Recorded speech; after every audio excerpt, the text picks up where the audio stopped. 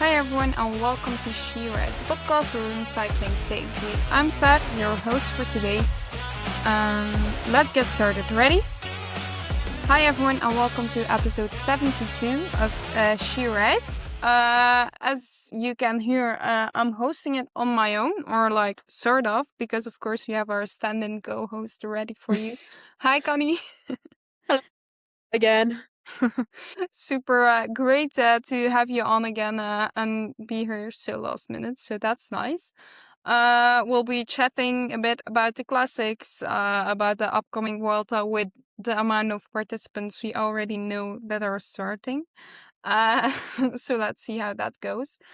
But maybe before we get like the recapping and the previewing started. So yeah, Connie, how are you doing right now? Yeah, I'm all right. I had a bit of a crash at Chambéry, and sort of obviously I'd had last year out from a knee injury. And in that crash, I think I did my wrist and I pulled my hip out a little bit. So we're kind of having this week off, icing my leg slightly crazily in a hope that I'm okay to start at Morbihan next week. If I'm not, I'm not. But we're just sort of trying to sort of do what we can to try and get me on a start line fit. But yeah, it's been a bit stressful of a week or 2 weeks sort of thing of coming off at Chambéry, which was not planned at all. I mean, it's never planned to crash, but it was one of those ones where I thought, oh, it'll be fine. Yeah, there's no risk.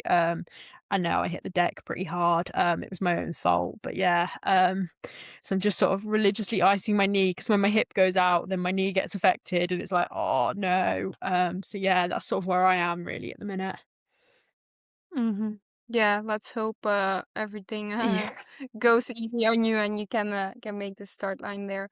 Well, so that last race didn't really end as hoped. Can you tell us a bit about like Brabantse you did as well, how that one went? That was just insane. I'd had a bit of a issue. My saddle would slip quite early on. So my seat height was slightly down on what it should be. So I was a bit like, eek, this is not good. But it was so hard that I knew if I took a bike change, I was not getting back on either way. And the first hour was just insane, and it just took a small crash.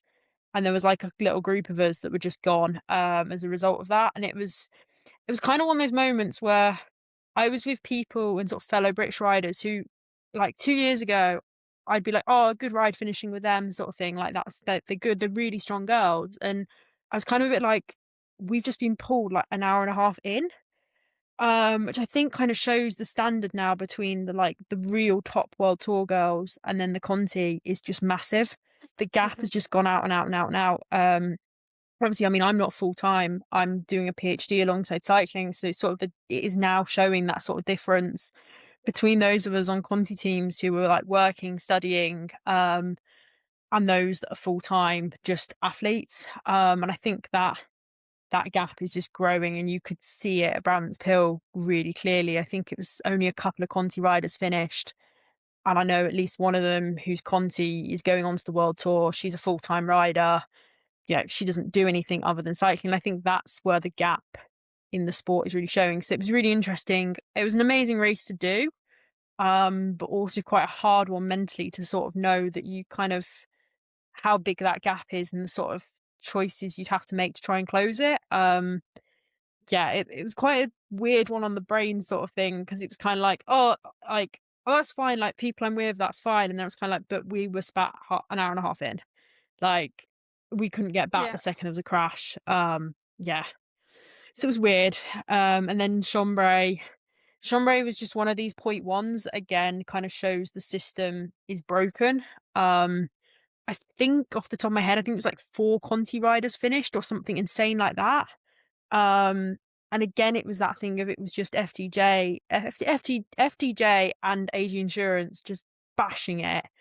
And I mean, I came down pretty early on, kind of got back in, and the second I got back in, like legs were like screaming basically. And the speed they were going at was just insane. I mean, the group and the gap on the road was just it was one of those things where it felt slightly like they'd almost turned up for a sort of bash about sort of thing and sort of show their dominance. And I know it's not like that, but it's you kind of can't help see it like that. So yeah, I think both of them were really interesting on that front of the sort of difference now between the World Tour and the Conti and even the sort of regional club teams at Chambéry, who are all really strong girls and they're really good riders, but the gap between them and the top now is huge. And it's kind of frustrating because it was one of those races where if it was actually a point one and not a sort of world tour teams coming to get points and stuff like that, I think you could have had a really good race there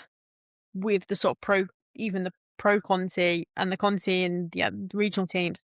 And you could have a really good race there. Instead, you had a race that was literally scattered across the road, a road closure that was really good, but they were really struggling to contain because the gaps were so massive.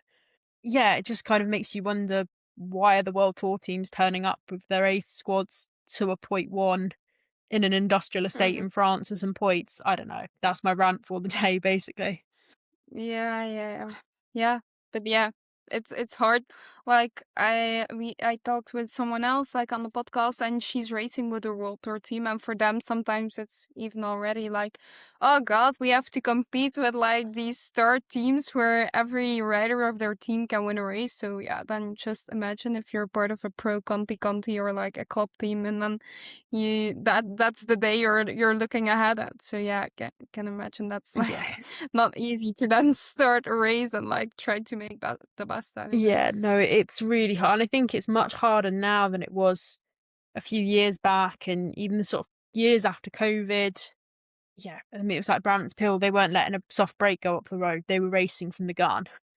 And that then meant that everybody that isn't at that very top level was then on the back foot from the gun. There was no parading around letting a group go up the road sort of thing. And I think that, yeah, it's quite an interesting shift. And it does, in a weird way, doesn't worry me per se, but I just think you're ending up with this sort of iceberg situation where the top is just getting narrower and further away. So yeah, it's quite interesting. Yeah, for sure. Let's get back to last week's racing. We've got a lot of coverage. I think Flash was about 35 max. Yeah, you would say Flash. Okay, it's not like the most exciting race, but we missed like there was like a break for a moment with like Lotte Klaas and other riders in there, but eventually they got caught back. But it was like with a group of 10 or something. So yeah, it would have been cool to see the situation there, but never mind. So yeah, then it was basically like some teams who were confident were pacing. And yeah, then Vollering did it the Van der Breggen way, started early on, finished it off. Pieterse came close in the end though, but still found a way to give an extra push and make it at the finish line. So it was Pieterse that came in second, and our crazy guest, Paula Blasi, who somehow managed to get third. She's like going crazy strong, and I think it's also good for like the people to see that like Amstel wasn't like one hit wonder, but she really has the legs. Obviously we knew, but yeah, if you can get third on Flash, that shows how strong you are. And then it was Nivia Doma, whose chain was stuck on the big ring. She still got fourth, so on the muur, that's quite a shock to the system, I think. Then it was Van der Breggen 5, Valliere 6, Ferrand Privot 7, Fisher Black 8, Holmgren 9, Vink 10. And then Sigrid still managed to get 19th. Do you have any any takeaways from Flash? I think it was just the fact it showed that Amstel wasn't a one-off. That was really, really good. And just that Demi is a complete and utter animal. Yeah, I mean, there wasn't really, I've literally watched it via TikTok and Instagram Reels, essentially, due to the lack of coverage. And, I mean, it's unfortunate there's probably not much that was shown that I haven't seen, despite not watching the coverage, if that makes sense, which I think is a real issue in itself. And it also goes back to kind of what I was saying earlier, this thing of the gap between the smaller teams and the big teams. The smaller teams, if you're not going to show the early breaks, how are they supposed to get publicity out of it. Yeah. It's not going to help the situation, and it just was a complete, if they'd only shown the last 30k of the men's race, possibly fine, but it's not, they'll show the entire men's race and then their token gesture of showing a little bit of the women's at the end. It was just not great. Mhm. But Demi is clearly on form, I think. It's probably what we can take away from that. Mm-hmm. Forgot to mention, by the way, but we also had another break that was partially covered. It was Dubois Privot, so that's Ferrand Privot's stepsister, or like half sister, any some sort of something like that. With Alerud from UNOX. So they had a gap, but then on the last mur they got back. But Alerud still managed to finish, like, what was it? 13. So she did quite a big effort and then still found a way to hang on and just finish right outside at top 10. So that was yeah, that was something. But yeah, as you just said, you can't like say tons of stuff about the 30-kilometer race. So well, over to Liège, we got a little bit of extra coverage, like 10k. So also not much. Like originally they would start 10 minutes later, but I don't know, they somewhat felt the pressure and the men came in early, so they were like, yeah, everyone be happy, you're gonna get 10 minutes extra. So I guess we should be very grateful to the ISO for that. Still quite ridiculous. The day before I went to like the team presentation in Liège. Saw some sheer rides there. But then also my folding bike got stolen, which was very, very sad. Just straight off the bike rack from our car. So you also have to be quite brave to just like walk up to someone's car and like, I'm gonna claim this bike. So that was rather sad. And then the day after, I went to the Stokke. I spray painted a bit, which of one of the messages was one for the ASO stating, show the women's race. I got quite, like, the post, like, got quite some shares and responses. It also made the men's coverage. So, like, I would say all the response on the post shows that we're not the only one who who is not happy about it. Also, Demi's interview, of course, where she said that we need more coverage, was also a good one. On that note, so then I waited for the peloton to come, obviously, and there was some blind panic going on when I didn't see Lotte in the peloton, and I was like, oh, did I just miss her? And then I asked my sister, did you see Lotte? And then she said, no, I don't think Lotte was in there. Then I asked my mom and dad, and they were like, Saar, did you see Lotte somewhere in that bunch? And I was like, no, I didn't see her. And then I scrolled through the video and I was like, oh shit, she really wasn't here. But of course, like, why would the live ticker know Lotte Kopecky is not in the peloton anymore? So, and then we saw like others coming by, like we had Julie van der Velde, like passing on some other riders who dropped, and I was like, oh shit, what happened? And then Lotte came like minutes after the bunch, and I was like, oh fuck, race over. By the way, apologies to Esme because she was in Lotte's wheel at that point, but I didn't see her, and she was still kind enough to wave at me, and I was like, oh no, this is bad. And at that point, I was like, wait, is this bad luck or what exactly is this? Of course, the panic was too high so I didn't see that she was riding on her second bike. Saw that afterwards. But then we got to the car, and then there was like the live ticker set Lotte Kopecky back in the peloton, and I was like, how? How? How did this happen?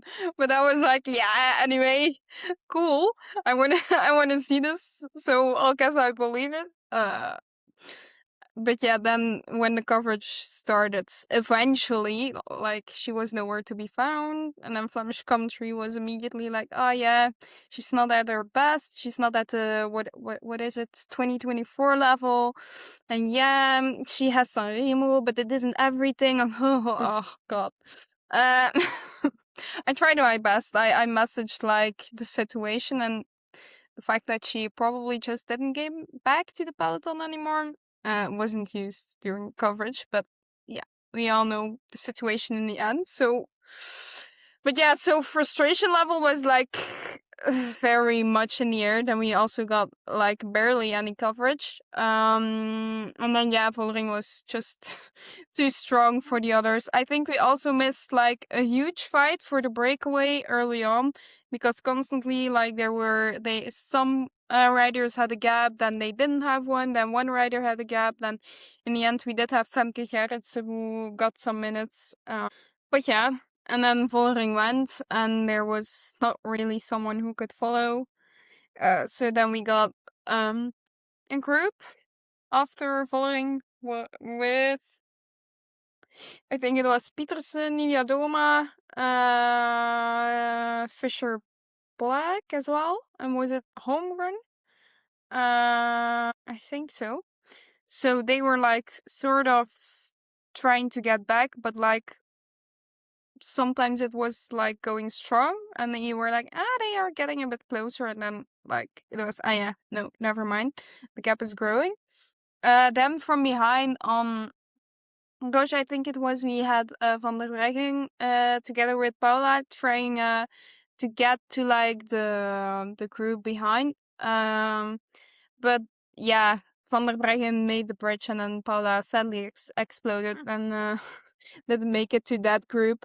And then yeah, so then Vollering took the win with 1 minute and 29 seconds. Pietersen won the sprint in the group behind before Niviadoma and Van der Breggen. And then Paula, like, because Holmgren dropped just as I think Fisher Black as well. Yeah. So, and then Paula still managed to get fifth. Yeah, Van der Breggen. Yeah, of course, it's like hard for her to get anything more than that fourth place, but she was like, basically, she was like, okay, it's not gonna get better than this, so then I'll just like even start the sprint from first position. So yeah, in the end, the podium wasn't the biggest surprise. I would say Holmgren got sixth, and then from the group behind, Chabet took it before Valieres, Berthe, and again, Dubois-Prévost, so that's also a very strong performance of her. We saw Ferrand-Prévot was didn't have her best race. I would say was clear on the Redoute. So yeah, what are your thoughts after LBL? It is Demi. Just I think is the one to watch this year. I mean, Lotta was incredibly unlucky, I suspect, with the puncture when she did. But yeah, I think it's sort of all eyes on Demi and seeing Uh-huh. what Yeah, happens. yeah, And for sure. yeah, Yeah, she carries on like this. I mean, I think it could be another dominant year, but who knows? It's women's cycling, so thanks. Yeah, someone or something is likely to happen, and yeah, see what happens basically. But yeah, no, mm-hmm. that was my sort of takeaway from all of them. Really, was that Demi seems to be back on good form. Yeah, yeah, she's super strong and like she also has the strongest team, I would say. So Mm. that's looking depressing for other riders. But please keep believing and try to try to compete with her. Maybe the Grand Tours. All the Grand Tours have some very long, heavy climbs. Mm. So maybe there's some potential in those. Uh, Yeah, we'll have to see. hopefully. Yeah, I just fear at the minute it might be a bit of a domination, but I don't want to speak too soon. But yeah, that's my Yeah, yeah, sort yeah. of But gut feeling at this point. yeah, yeah, yeah, I get it. I don't think there's really someone out there who wants to like come up and say like, nah, she's not gonna win everything she starts this year. No, but it would be great for the Grand Tours, like at least for the mountain stages, like there's any sort of competition. That would be nice to see. She's not doing a Vuelta, so that brings some nice perspective, I would say, to the race. So let's go over to that one. The start list isn't quite filled yet, but like the names who are on there are kind of cool, I would say.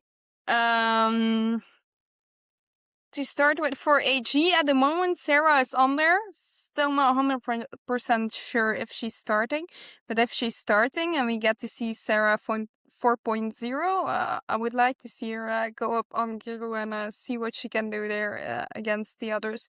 For GC, we also have Nivea Doma. She has Bradbury with her, Turpludwi, Skalniak, Eintila, Cromwell, Martins. That's also one of the only full rosters that we already know, so might mention those as well. Lotte Klaas is for sure racing for Phoenix. Berthe and Muziek are, I think, the leaders for FDG. No idea who's racing for Little Trek, but I assume Fisher Black will be racing there. For Levalula Jaco, they have Monica Trinka Colonel.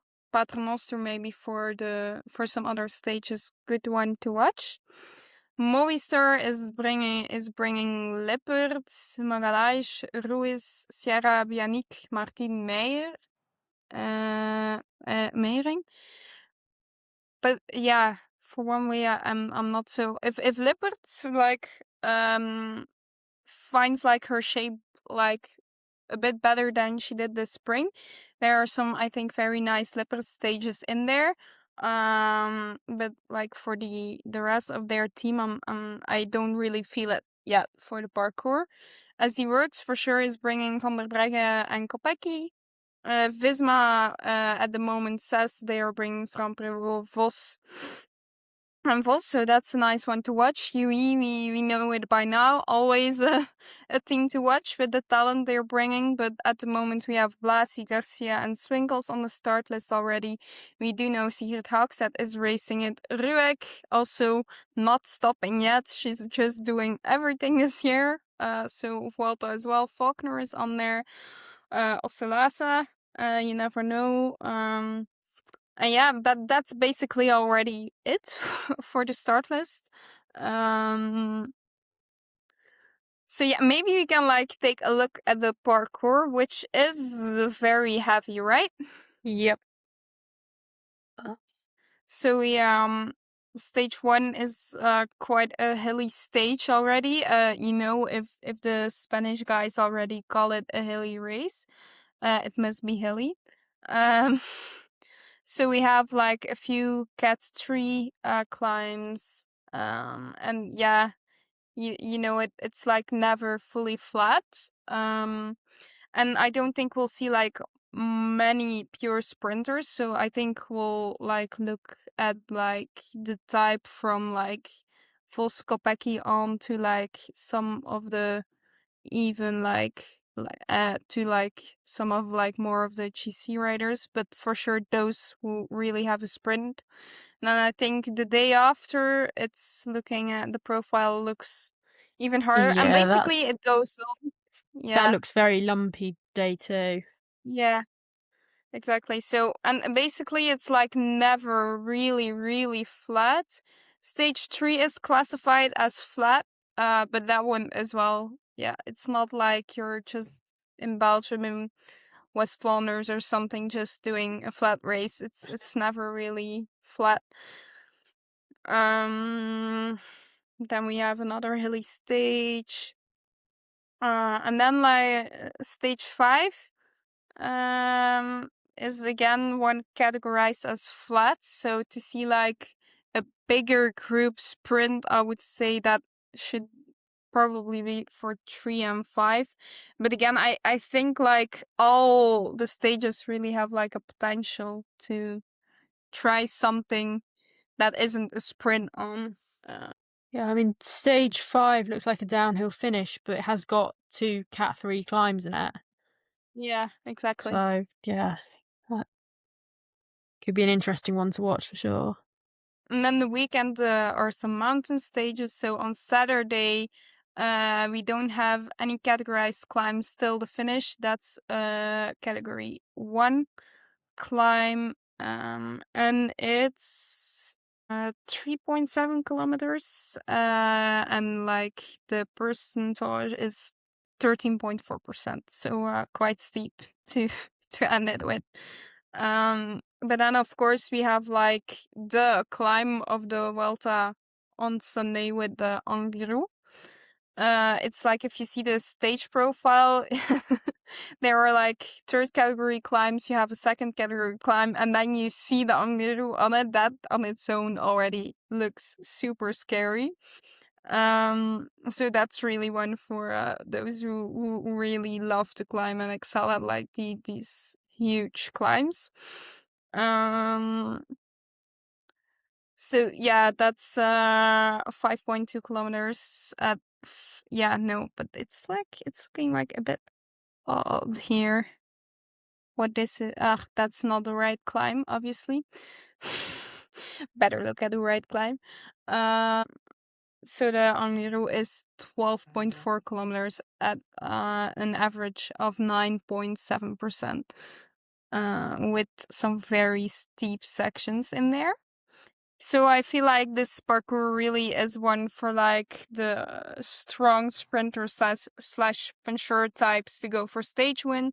Maybe breakaway possibilities are there as well in some of the early stages, and then the weekend really is for the pure climbers. There's also no TT or sort of thing in there, so it's really just gonna come, I think, to your positioning early on in the week, and then to just have the legs in the mountains. But even though if you start with a bit of time loss before the Angliru, I think if you're really the strongest climber, there's still a lot possible, because cyclists are gonna lose minutes there. Like I don't see like a group of 3 or No. or something going up the mountain. So yeah. Which stage are you looking forward to the It's most got to be then? the last day. That last stage could be really interesting. I think it's also quite a bit. It's the longest stage as well, I think. Yeah, it's the longest stage by about 25k, 20-ish K. And it's also got a very large mountain at the end. So I think that's where it could all be decided. Yeah, yeah, yeah. Or sort of, well, I mean, it will be confirmed by default, but sort of final chance people to move up and down GC. And yeah, I think that could be really interesting to watch. Yeah, yeah, for sure. And who are you like thinking of if you see this parkour? Like this parkour is made for. I think Voss has got a few stage results potential, like not for Mhm. GC, but I think she could get a couple of stage podiums, maybe a win. I kind of am leaning towards Neodoma if she's fully fit. I think yeah, it could suit her for sure. But it is a little bit hard without the full start list of sort of knowing who's riding and even who the domestics are going to be, because that's so important as Mhm. well. Yeah, I think could be very interesting. Yeah, yeah, yeah. Manifesting some nice results for Lotte Yeah, as well, which I think till the fifth I didn't want stage to jinx is it. quite possible. Yeah, oh good. Yeah, that's also acceptable. So also my hot take of the season, like it's becoming very exciting, because the hot take was that Julie van der Velde will take a stage in the Vuelta. Also crazy how I made that hot take before I even saw the parcours of the Vuelta, but I feel like there are some possibilities here. Like so yeah, breakaway stage. Yeah, that would be a beautiful story to see it go to the domestique that rather works for someone else than herself, would be so nice. So let's hope that happens. Think she'll be riding. Hopefully. Yeah, for She Rides, I think Lotte Klaas will also be trying to do some breakaway, because Pieters is not gonna be there. Depends if Castellan is gonna be there. She might wanna stay there to help her, but I feel like you could also do it from the breakaway. So combine the two good things. I think Secret will also be excited to see the last day. Not many explosivity needed, just like being able to suffer very hard. So that sounds secret to me. Yeah, of course we have Paula, who's been on fire these classics. So good to see what she can do. We'll see for in the week, like on the more punchy stages, and then we'll see how it turns out on the more mountain stages. So also quite excited for that. And then yeah, the question is, will Sarah start or will she not start? Because if she's gonna start, yeah, the weekend is gonna be quite interesting, I would say. Yeah, I'm working on the assumption she's not. But if she is, that final stage could be interesting. I mean, I have no idea where she is and coming back, and yeah, obviously I'm not her level, but I know what it is like coming back from major Yeah. injury. And you just don't Yeah, for know. sure. You can be flying 1 minute and then really not flying the next. And Yeah.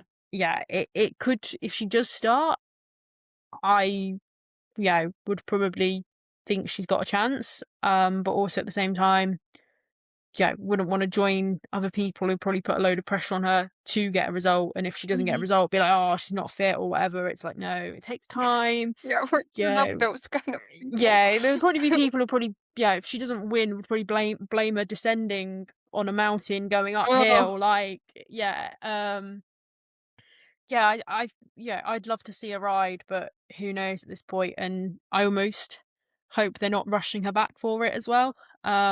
Because it is that final stage, I think, has got a name written on it when she's fully fit and ready, but who knows if she is or not. yeah. Would be great, would be. And what about Ferrand Prévot? Like, I feel like she's missing the punch a bit in this classics.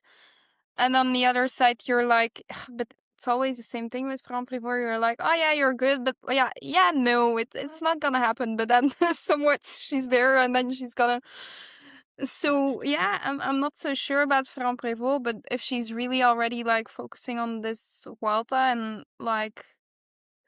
Yeah, it's hard to estimate Pauline Ferrand-Prévot at this point, I feel like. Yeah, I at the minute I wouldn't be, but I also wouldn't be surprised if she did do something, if that makes sense. Yeah, It's yeah, one of those sort of, I wouldn't think, oh, she's going to get a result here necessarily, but also if she did, I wouldn't be shocked. yeah, yeah, yeah, yeah.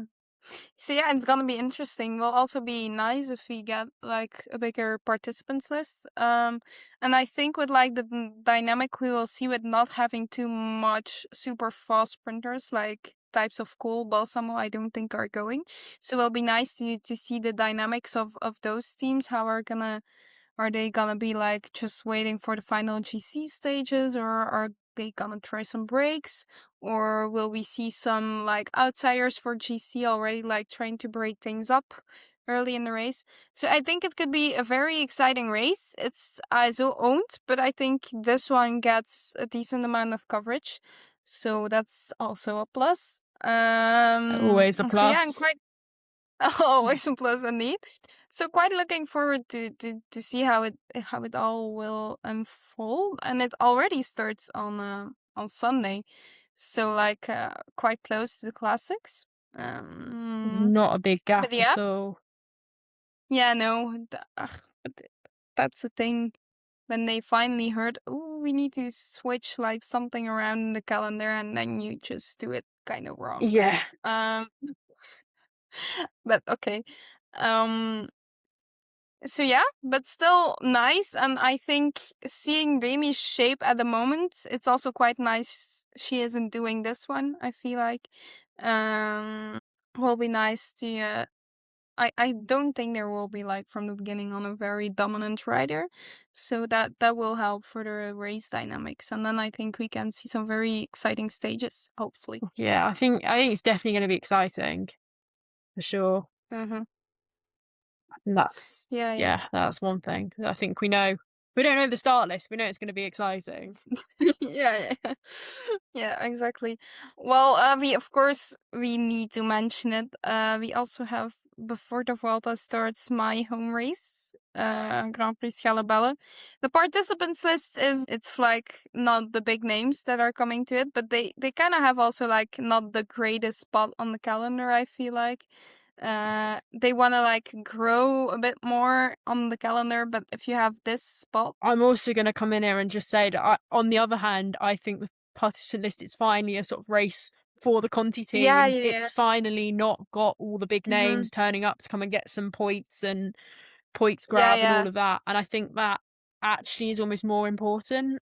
From my point of view, I'm slightly biased, but Yeah, no, I think I agree exactly. I think Uh, it's actually a really important race on the calendar because it's sort of still just about in the classics period, kind of, if you want to argue yeah. it, it's like the sort of borderline, but it's not for the World Tour teams. And I think that is quite Mm-hmm. important to have. Because I mean, a lot of the girls are coming out of being bashed. I mean, a good result for a Conti rider in the classics Yeah. really is finishing, and that mentally, when you're not, or even if you are, it's so difficult. So I think it's quite a nice one for the flat riders to come out and actually have a shot Mm-hmm. at racing. Mm-hmm. So yeah, I think it's a really good addition to the calendar, personally. Yeah. But Yeah, yeah. And that's yeah, but like it's like crazy to see like what happens. Like this is a 1.1, but you have other races who also have like are like a 1.1, and then it's like half of the World Tour squads are going, and then it's like yeah, what exactly are the 1.1s today? And then I think this is super good like for the development and for the smaller teams, but it also makes it hard, I think, for like the organizers to get the sponsors there. Yeah, I hope like I hope crowds turn up. I'm not so sure. Last year it wasn't very well, but it's like a nice race. It's like yeah, also last year it was like quite exciting, and now there's not really one like okay, you have like Volkersvessels maybe and like City Mesh, which are like the bigger teams, but it could be like a very, very open race. There's also Lotto, but at the moment they are on there with four, and it's televised, yeah, so that's also very good, I would say. But like it's part of like the Lotto Belgium Women Cup, and then it's crazy to compare it like with Mouscron. Then it's just day and night, so it's like there should be found somewhat of a balance, I feel like, maybe in the future, because these races are very interesting, but maybe in the future Lotto Belgium Cups should look at some way they can prioritize those races and that sort of like feel, and then not just in one race have Little Trek and Livalula and all those World Tour teams starting, and then so it's like this balance that's a bit weird and maybe yeah hard for the organizers of the different races, because why are we getting this spot? And yeah, yeah, so it's like a very double one on that side. yeah. I'm good. I think I'm pretty certain I'm quoting Natasha Narvan here, but there needs to be some sort of split, a sort of Conti Yeah. league per se, where you almost need the Mm-hmm. Lotto, yeah, the Lotto Belgium Cup to be taken out. Something like Mouscron. Why have we got World Tour teams there? Like, what Yeah. actually what purpose does it serve? It's a point one for a reason. If you made, you can expand, add a couple of Pro Series races in, fine. But at the higher level, expand there, and then have the point ones, have the point twos as proper point ones and point twos. I mean, I remember Mm-hmm. this is going back nearly 5 years ago now, but there was a Belgium stage race in Wallonia, which was a point two. But I've got one of my favourite racing photos of me next to Lotte Kopecky in a point two. It was just like, what is this? Like, can someone explain? And it's always the photo that I use to, when I'm sort of ranting about this to show people, because it's like, there I was, a 21-year-old Conti rider next to Lotte Kopecky in the Belgium national champions kit. Like, make this make sense. But Mm-hmm. yeah, I think something like Shellbell, that's so important to have, so that it's actually a race for the Conti teams to go in and try and hopefully get a result without having to try and sort of go back to sponsors and go, oh yeah, we had a really good ride because we got 3 riders round in 73rd and whatever positions, which is a really good result when you're a small Conti team operating on a budget that is significantly less than a lot of single riders' salaries. But trying to explain that to non-cycling sponsors is, difficult. So I think it's a really important race on the calendar, in my opinion. That was my rant, my Mhm. second rant of the day. Yeah. Yeah. But I feel like it would be good to see like this little Belgian ladies cup, whatever it's called. If you could see that move into like more like separately like racing for Yeah, Pro Tour, Conti and then club as well. Because you're not gonna fill it otherwise. And it's also nice, the races are televised. yeah, they do a really good job on the coverage. Really, really Yeah, good job. better than so. Yeah,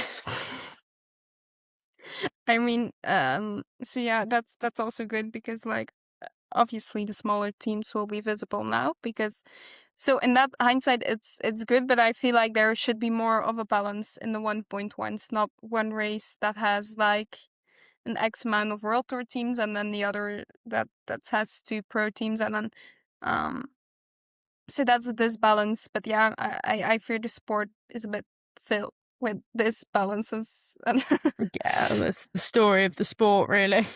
Sadly, it's yeah. trying to be like the men's side too quickly, and what's taken the men's Yeah. side of the sport 50 plus years, they've tried to achieve overnight in the women's, and it's not working. Mhm. Yeah. Just gonna check. Last year, the race was won by Julie Stockman, but then I don't know. Jesse van den Bulke was second, and then Puk Langemark was third.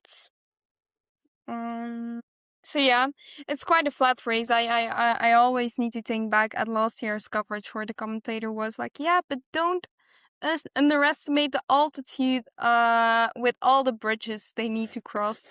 Uh, so that's Yes, that's that's the getting desperate to find some elevation.